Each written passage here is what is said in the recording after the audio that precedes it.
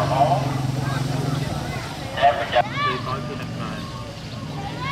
อกนี้ได้เมียนวัดเมียนโจรวมในไทยนี่บาทส้มเชิญ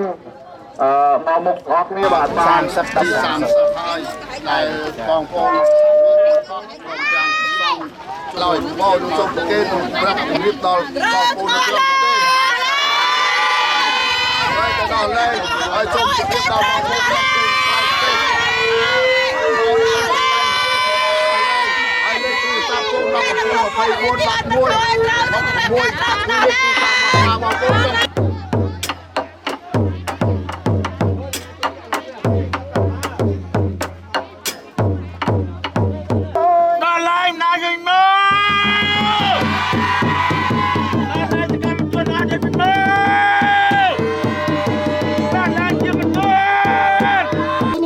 វិញហើយដាច់ខាតត្រូវទៅដល់លែងសកម្មជនដីធ្លីក៏ដូចជាប្រសង់ឲ្យមានសេរីភាពនៅថ្ងៃខាងមុខនេះឆាត់ចប់ត្រូវទៅដល់លែងដីឈៀងចាអញ្ជើញណាអ៊ំពីនឹងតាតែទៅដល់មួយតែមកណាដល់បែបហ្នឹងហើយអើកុំតាត់ឲ្យវាសក់ហ្នឹងហើយតោះដាក់អរគុណបងស្រី